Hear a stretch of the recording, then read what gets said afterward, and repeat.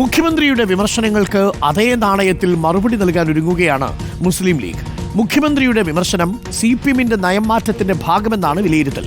പാർട്ടിയുടെ ജനകീയത തകർക്കാനുള്ള നീക്കമാണെന്നും അത് ചെറുക്കാൻ തന്നെയാണ് ലീഗിന്റെ തീരുമാനവും. ഇന്നലെ മുഖ്യമന്ത്രി പറഞ്ഞ വാക്കുകൾ നമുക്കൊന്ന് കേട്ടുവരാം.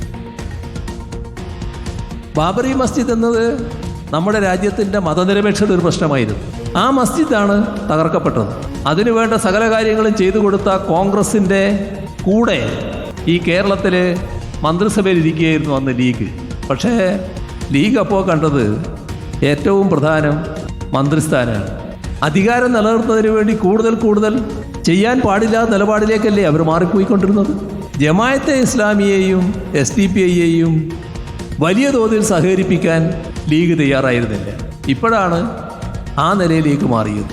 ആ മാറ്റത്തെക്കുറിച്ച് പറയുമ്പോൾ പാണക്കാട് സാദിഖലി തങ്ങളെക്കുറിച്ച് ഞാൻ പറഞ്ഞു. അത് പാണക്കാട് തങ്ങൾക്കെതിരായ വിമർശനമല്ല, രാഷ്ട്രീയ നിലപാടിനെതിരെയുള്ള വിമർശനമാണ്.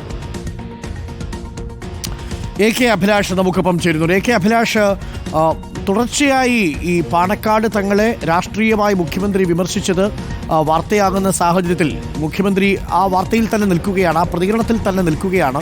ഇപ്പോൾ കുറച്ചുകൂടി കടുപ്പിക്കുകയാണ് ഇന്നലത്തെ പ്രസംഗത്തിലും. ഇനി ലീഗിൻ്റെ ഭാഗത്തുനിന്ന് ഇതിനോടൊരു പ്രതിരോധം വന്നേക്കാം. ബാബറി മസ്ജിദിൻ്റെ ആ കാലത്തേക്ക് ഓർമ്മിപ്പിക്കുമ്പോൾ അന്ന് കോൺഗ്രസിനോടൊപ്പം ഉണ്ടായിരുന്നു ലീഗ്. പക്ഷേ ആ സാഹചര്യത്തിൽ ബാബറി മസ്ജിദ് തകർക്കപ്പെടുന്ന സാഹചര്യത്തിൽ സമാധാനം പുനഃസ്ഥാപിക്കാനും മതസൗഹാർദ്ദം മെച്ചപ്പെടുത്താനുമായി ലീഗ് എടുത്ത നീക്കം വളരെ ശ്രദ്ധേയവുമായിരുന്നു. ഇന്നിപ്പോൾ മുഖ്യമന്ത്രി ഈ വിമർശനം ഉന്നയിക്കുന്നത് കൃത്യമായ രാഷ്ട്രീയ ലക്ഷ്യം വെച്ചുകൊണ്ടുള്ളതായിരിക്കുമല്ലോ. ഒരു ഭാഗത്ത് സമസ്തയെ ലീഗും തമ്മിലുള്ള അഭിപ്രായ വ്യത്യാസം മുതലെടുക്കാനുള്ള പാർട്ടിയുടെ നീക്കം, മറുഭാഗത്ത് ലീഗിനെ തന്നെ, പാണക്കാട് തങ്ങളെ തന്നെ രാഷ്ട്രീയമായി കടന്നാക്രമിച്ചുകൊണ്ടുള്ള മുഖ്യമന്ത്രിയുടെ പ്രതികരണങ്ങൾ, ഇതൊക്കെ ഏതു രാഷ്ട്രീയ നീക്കമാണ് വെളിവാക്കുന്നത്? AK അഭിലാഷ്, ഇതിനെ ലീഗ് എങ്ങനെയാണ് ഇനി പ്രതിരോധിക്കാൻ പോകുന്നത്?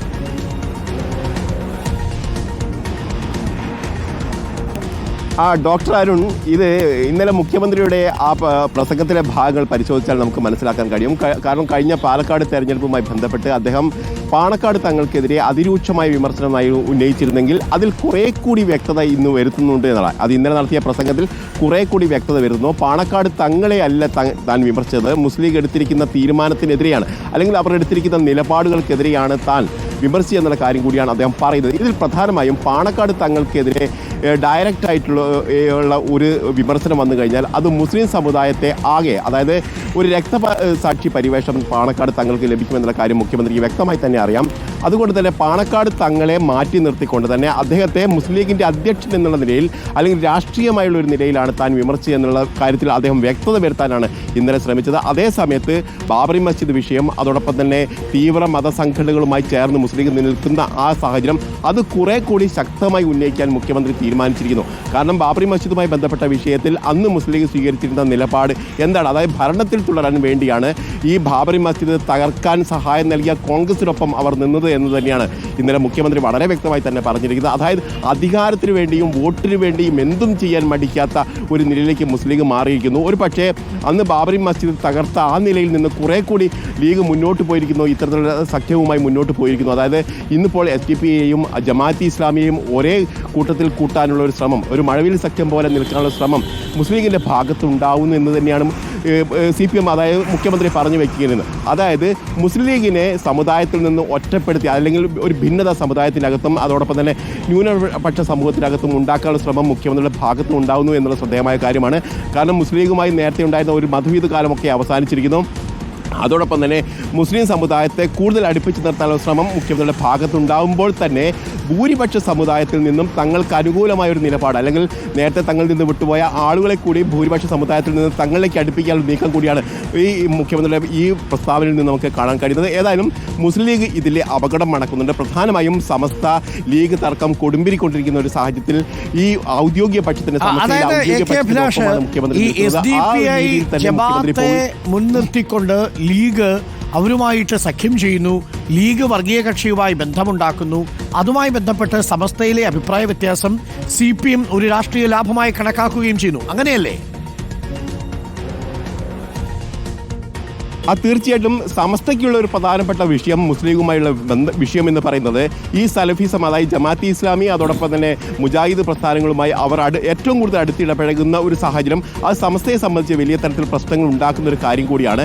അത് തന്നെയാണ് ഇവിടെ മുഖ്യമന്ത്രി ഉപയോഗപ്പെടുത്താനുള്ള ശ്രമം നടത്തുകയും ചെയ്തത്. അതിൽ പ്രധാനമായും ജമാഅത്തെ ഇസ്ലാമിയുമായി ബന്ധപ്പെട്ട് മുസ്ലിം ലീഗ് നിൽക്കുന്നു എന്ന് പറയുന്നതോടുകൂടി തന്നെ ഈ സമസ്തയിലെ ഒരു വിഭാഗം, അതായത് മുസ്ലിം ലീഗിൻ്റെ ഈ നിലപാടുകൾക്ക് എതിരായി നിൽക്കുന്ന ആ വിഭാഗത്തെ തങ്ങളിലേക്ക് കൂടുതൽ അടുപ്പിക്കാനുള്ള ശ്രമം ഈ മുഖ്യമന്ത്രിയുടെ ഈ പ്രസംഗത്തിൽ നമുക്ക് കൃത്യമായി തന്നെ കാണാൻ കഴിയും.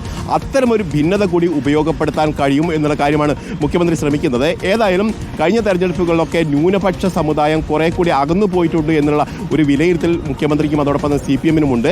പക്ഷേ അവരെ കൂടി ഒപ്പം കൂട്ടുന്നതിനൊപ്പം തന്നെ ഭൂരിപക്ഷത്തെ കൂടി തങ്ങളിലേക്ക് എത്തിക്കാനുള്ള ശ്രമമാണ് മുഖ്യമന്ത്രിയുടെ ഭാഗത്തുണ്ടാകുന്നത്. കൃത്യമായി നമുക്ക് പറയാം, നയപരമായ ഒരു മാറ്റം ഈ CPM-ന്റെ ഭാഗത്തും ഉണ്ടാകുന്നു. അതിനനുസൃതമായി തന്നെയുള്ള നിലപാട് തന്നെയാണ് മുഖ്യമന്ത്രി സ്വീകരിക്കുന്നത്. പ്രധാനമായും നമുക്കറിയാം CPI അടക്കമുള്ള കക്ഷികൾ ഇന്നലെ അവർ പറഞ്ഞിരിക്കുന്നത് പാണക്കാട് തങ്ങൾക്കെതിരെ ഉണ്ടായിരിക്കുന്ന വിമർശനം ഈ മുസ്ലിം ന്യൂനപക്ഷങ്ങൾക്കിടയിൽ ഒരു ഏകീകരണത്തിന് ഇടവെച്ചിട്ടുണ്ട് എന്നുള്ള കാര്യം കൂടി അവർ പറയുന്നുണ്ട്. പക്ഷേ ഇതൊന്നും മുഖ്യമന്ത്രി ഇപ്പോൾ വിലക്കെടുക്കുന്നില്ല. അതേസമയത്ത് മുസ്ലിം ലീഗിൻ്റെ അകത്തുള്ള ഭിന്നത ഉപയോഗിക്കാനുള്ള ശ്രമം നടക്കുന്നു. പ്രത്യേകിച്ച് ബാബറി മസ്ജിദിൻ്റെ തകർത്ത സമയത്ത് മുസ്ലിം ലീഗിൻ്റെ അകത്തും അതോടൊപ്പം തന്നെ ഈ സമുദായത്തിനകത്തും വലിയ തരത്തിൽ ഭിന്നതയുണ്ടായിരുന്നു. പക്ഷേ അതൊന്നും ഗൗനിക്കാതെയാണ് മുസ്ലിം ലീഗ് മുന്നോട്ട് പോയിരിക്കുന്നത്. പക്ഷേ അതിൽ നിന്ന് പാഠം ഉൾക്കൊള്ളാൻ മുസ്ലിം ലീഗ് ഇപ്പോഴും തയ്യാറായിട്ടില്ല എന്നുള്ള കാര്യം കൂടിയാണ് മുഖ്യമന്ത്രി പറഞ്ഞു വെക്കുന്നത്. ഏതായാലും ഇപ്പോൾ മുസ്ലിം ലീഗിൻ്റെ ഭാഗത്ത് ഈ അപകടം തിരിച്ചറിയുന്നുണ്ട്.